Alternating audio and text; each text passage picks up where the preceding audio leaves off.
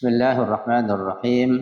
Assalamualaikum warahmatullahi wabarakatuh. Alhamdulillahi rabbil alamin.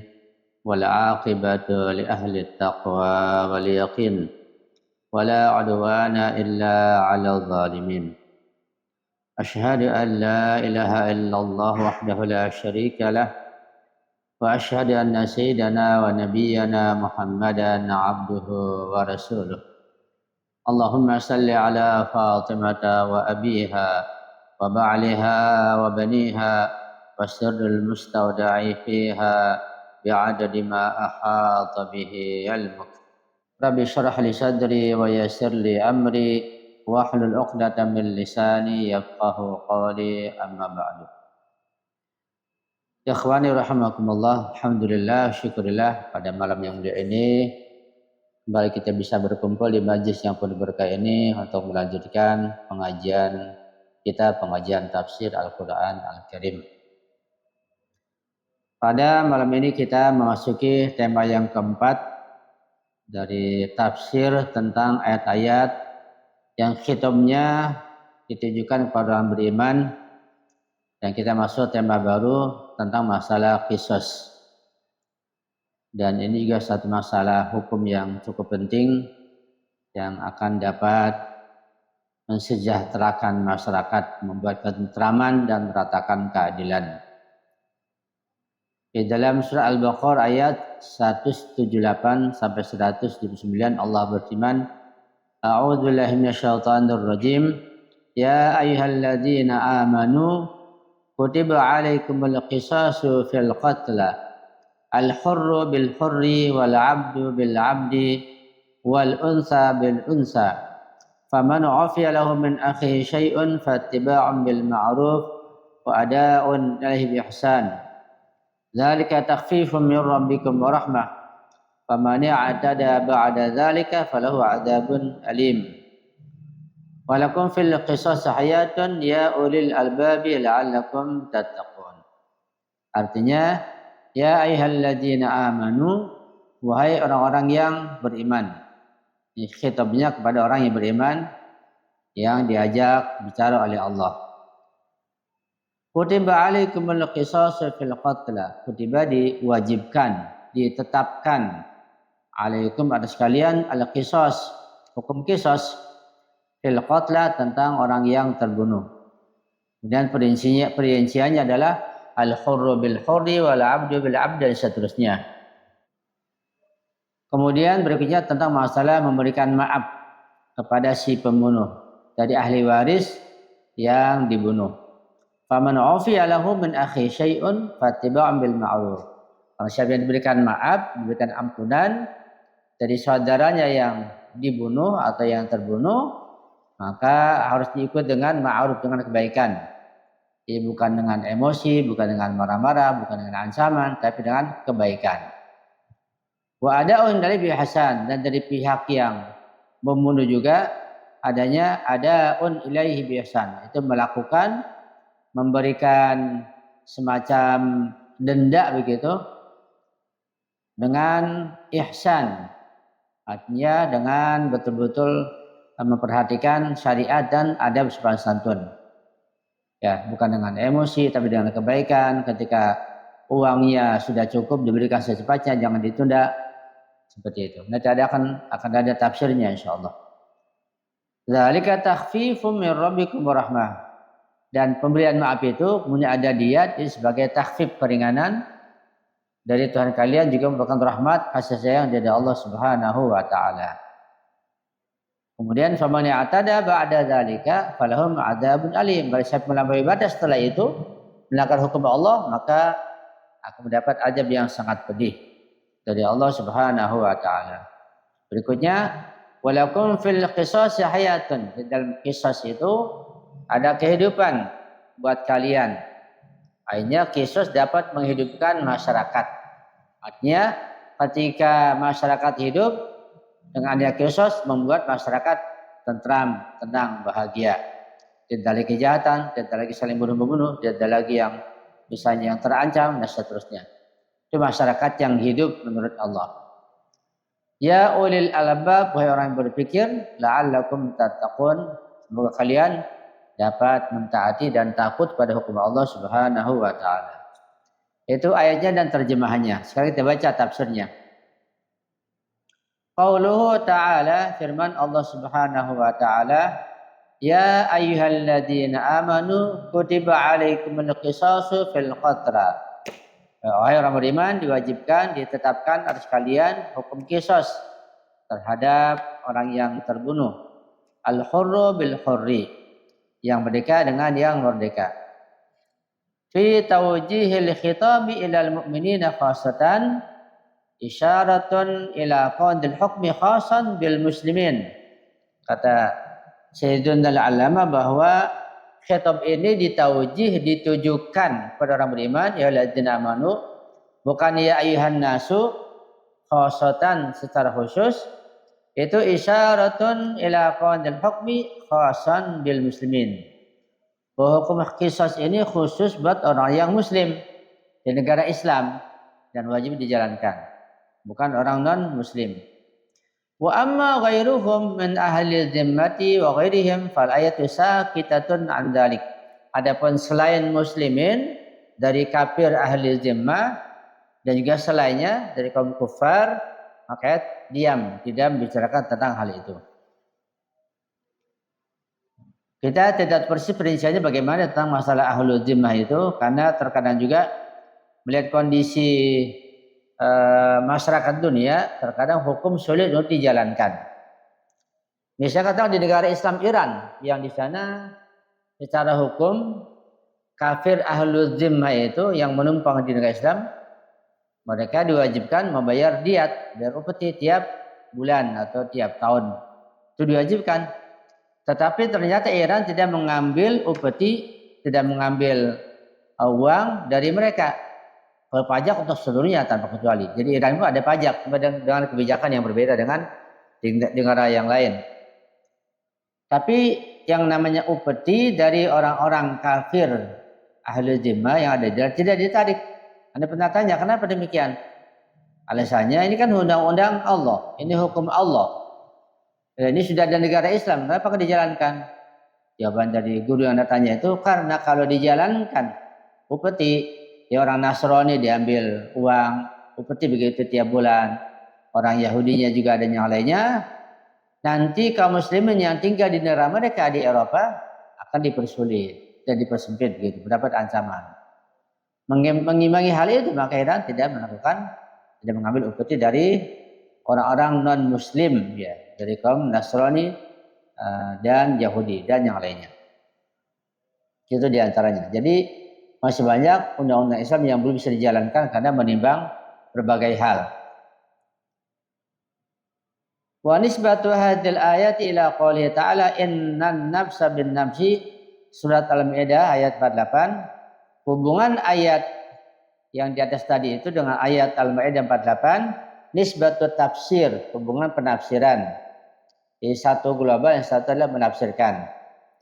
Fala wajha lima rubbama yuqalu, maka tidak ada alasan kalau dikatakan inna hadhil ayata nasikhatun litilkal ayati fala yuqtal hurran bi'abdin wala rajulun bi'imra'atin.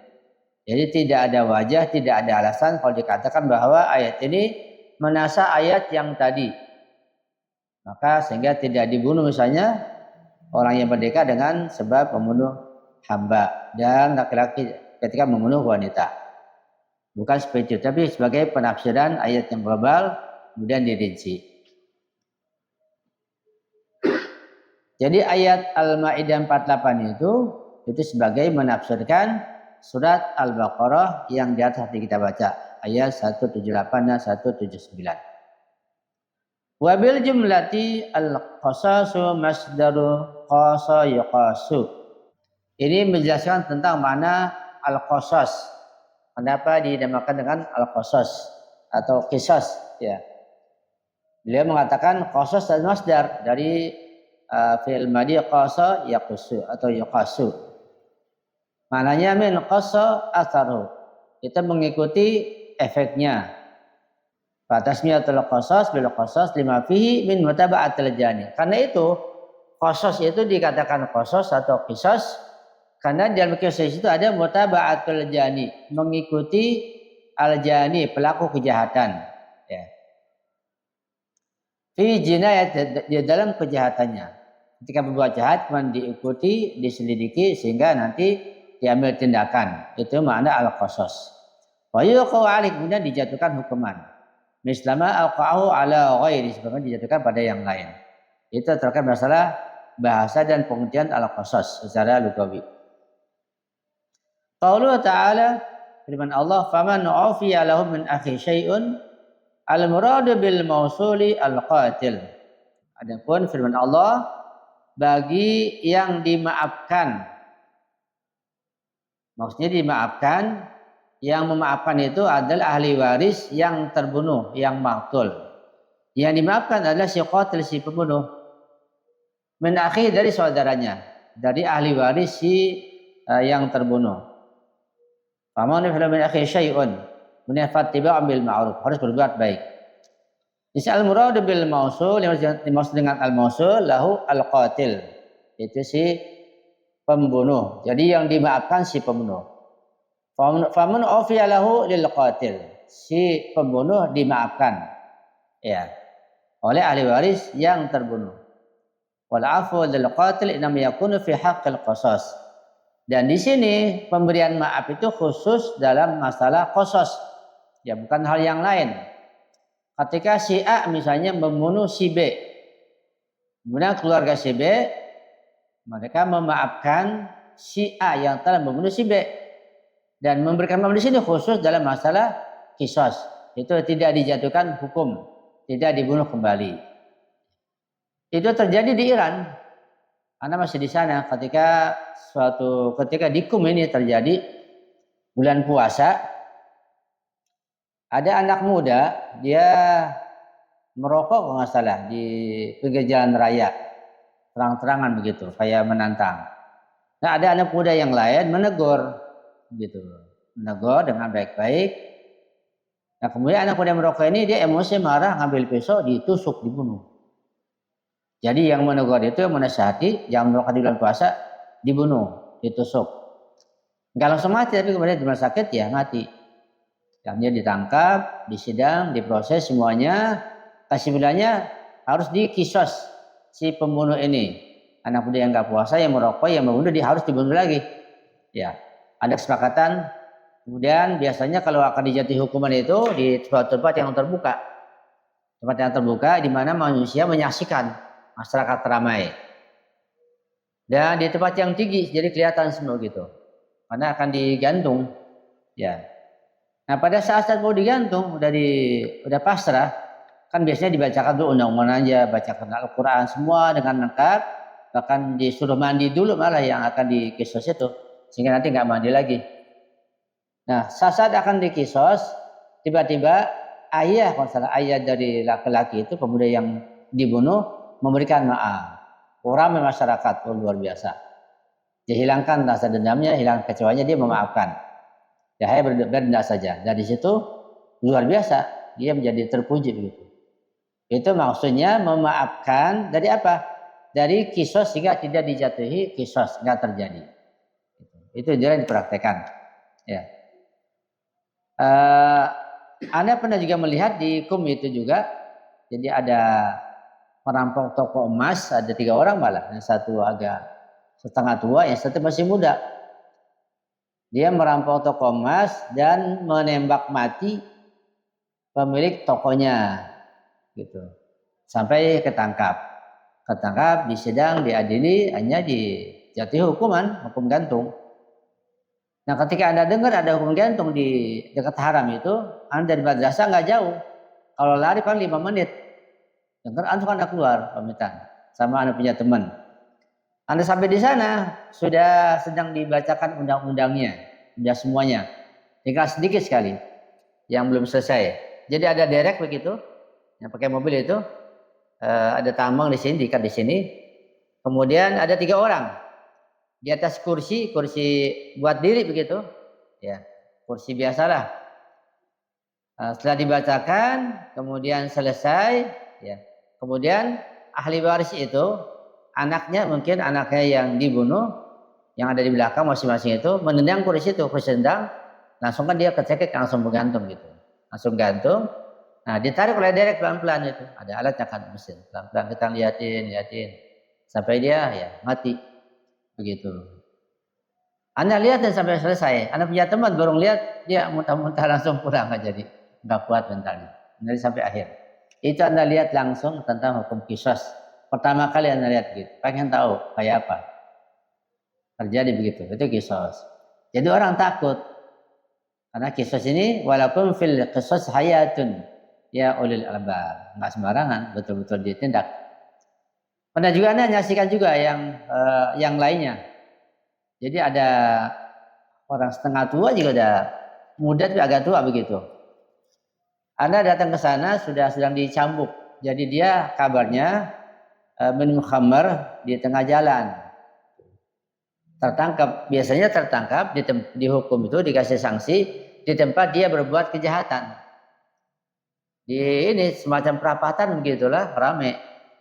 Pakai kursi ya mungkin setengah meter kali atau kurang begitu, dia tengkurap ya pakai celana panjang yang tipis, celana panjang celana dalam begitu, badannya dibuka, dia tengkurap begitu, dicambuk, nyambuknya jangan sangat keras dari belakang begitu sampai dagingnya kelihatan goyang. Anda lihatin, Anda lihat dari dekat gitu, kalau nggak salah 80 kali mungkin dengan sebab mabuk dicambuk 80 kali. Makanya di sana nggak ada yang mabuk, kecuali yang sembunyi kita nggak tahu. Nggak ada penjual minuman keras di sana akan ditangkap. Jadi nggak ada yang mabuk sembarangan. Kalau Indonesia yang sempoyongan di mana-mana banyak, mengerikan. Itu makna kisos di situ. Ya. Jadi, nah kalau potong tangan, Anda pernah agak jauh di daerah lain, di kampung lain begitu, daerah lain.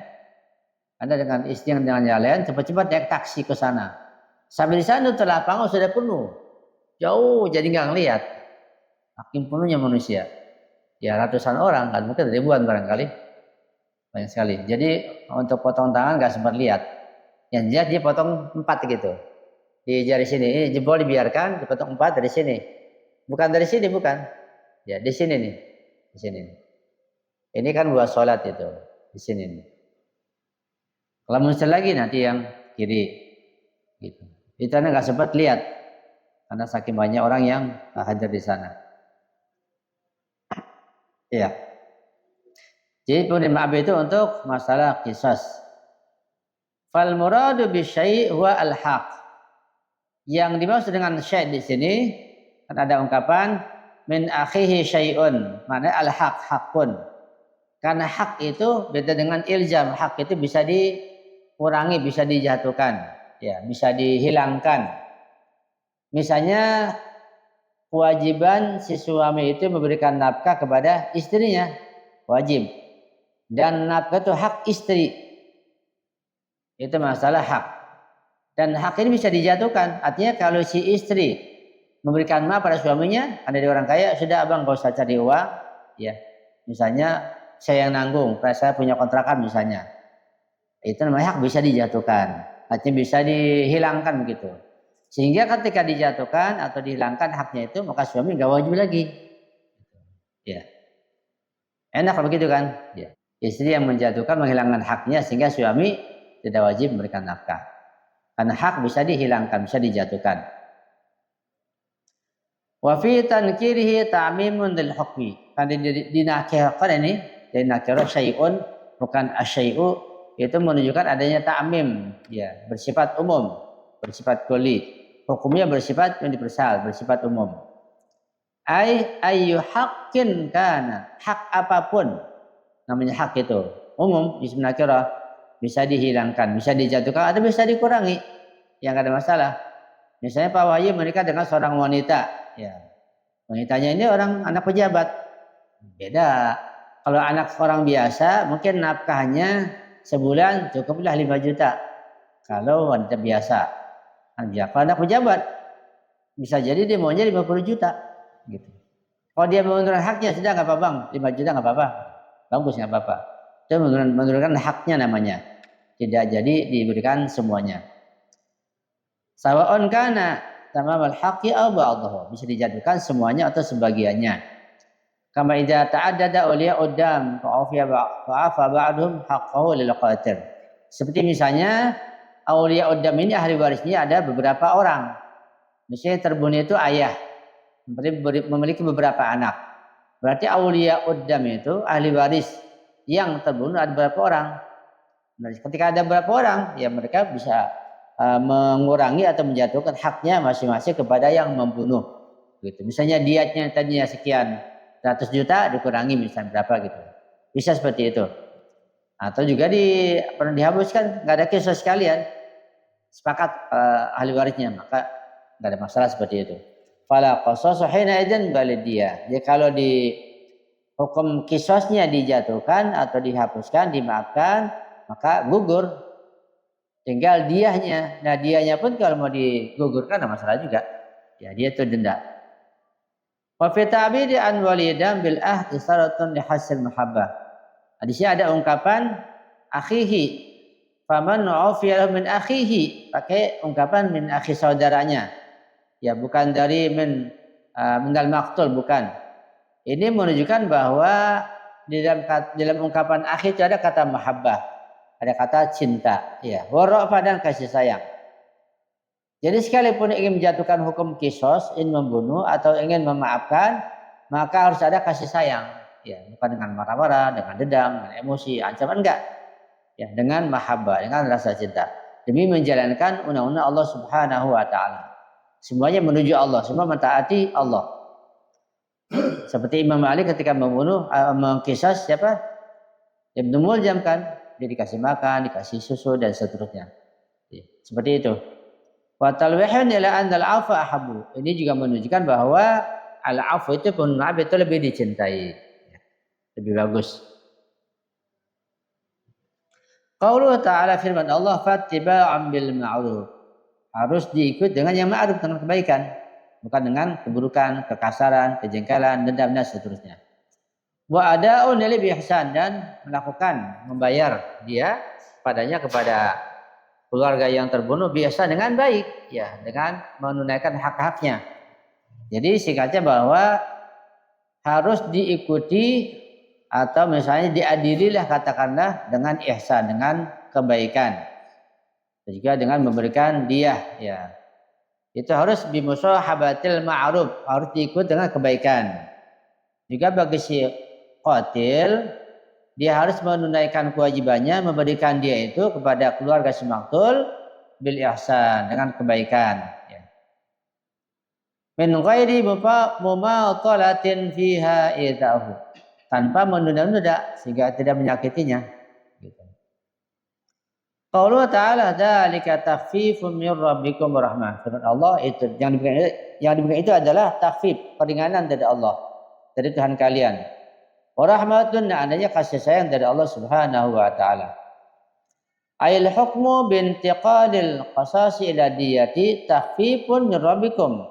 Artinya berpindahnya hukum kisos, hukum bunuh itu kepada diyat, itu sebagai takhfif, keringanan dari Tuhan kalian.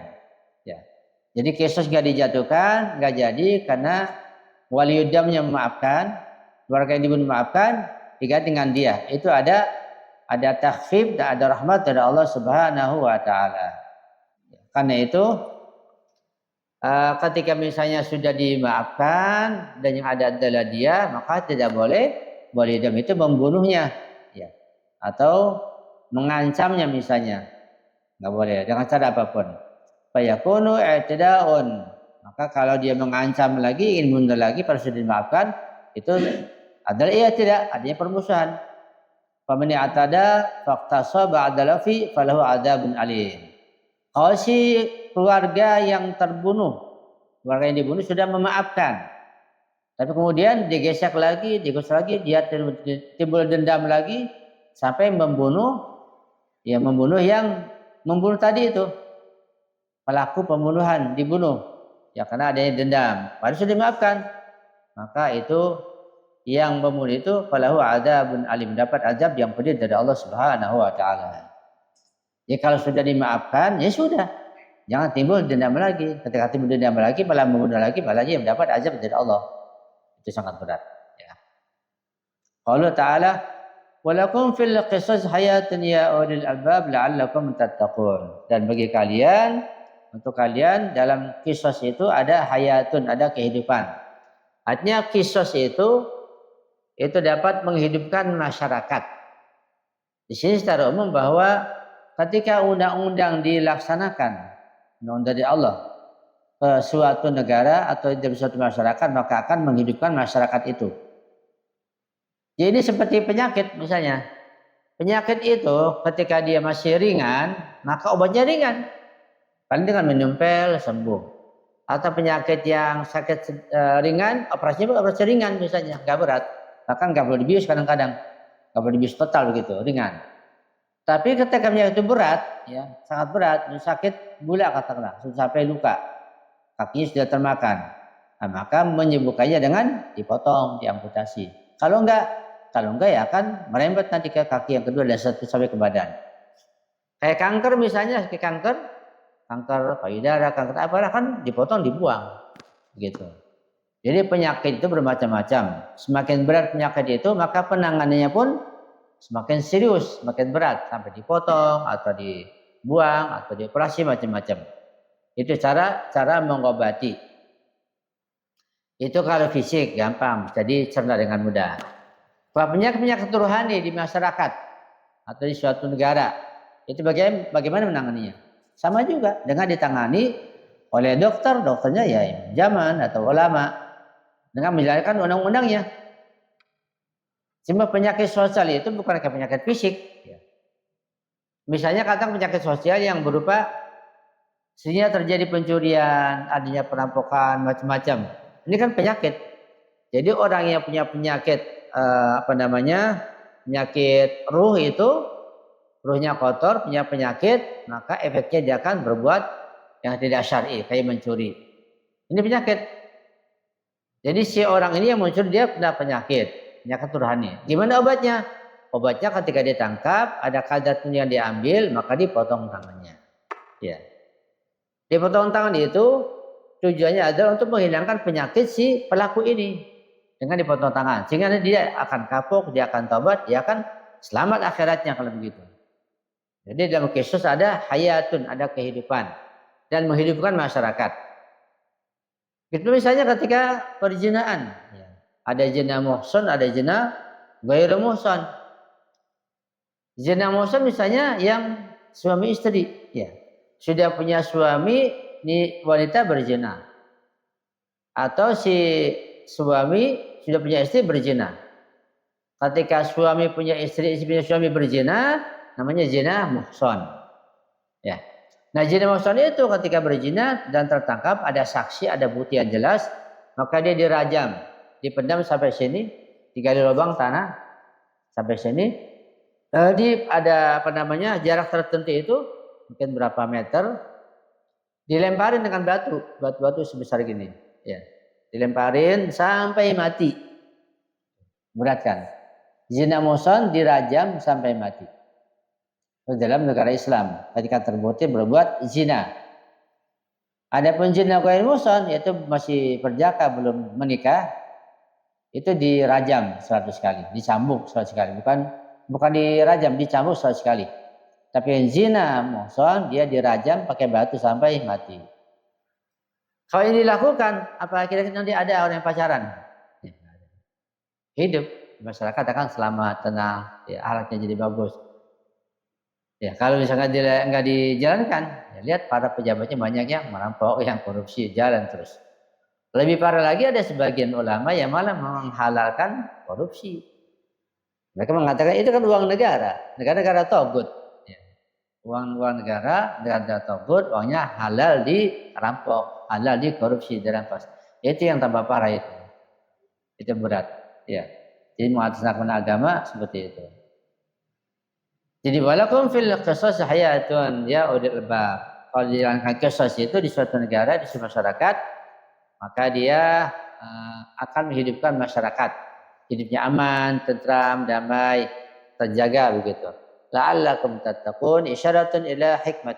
Semoga kalian bertakwa ini sebagai isyarat atas adanya hikmah tasyri'. Jadi hikmah dijalankannya undang-undang kisos itu apa hikmahnya? Menghidupkan masyarakat. Sebaliknya ketika nggak dijalankan, ia mematikan masyarakat. Masyarakat takut dicuri, takut dirampok. Coba antum punya motor baru, berani taruh di depan sana? Nggak berani. Punya mobil nggak berani sembarangan. Kenapa? Karena masyarakatnya sakit, ya, sakit iman, sakit mental, sehingga mudah berbuat kerusakan. Dan nanti kita akan lanjutkan tentang ayat walakum fil qisas hayatun ya ulil albab insyaallah, ya. Semoga kita bisa dengan baik dan kita berharap agar nanti di masa Imam Zaman akan dijalankan undang-undang seperti ini. Kata di Iran yang Anda saksikan dijalankan seperti itu. Betul-betul ya terjaga jadi masyarakat dari kejahatan. Insyaallah min rabbil alamin. Sallu ala Muhammad wa ali Muhammad. Allahumma salli ala Muhammad ali Muhammad wa ajal farajim. Sekian, mohon maaf. Assalamualaikum warahmatullahi wabarakatuh.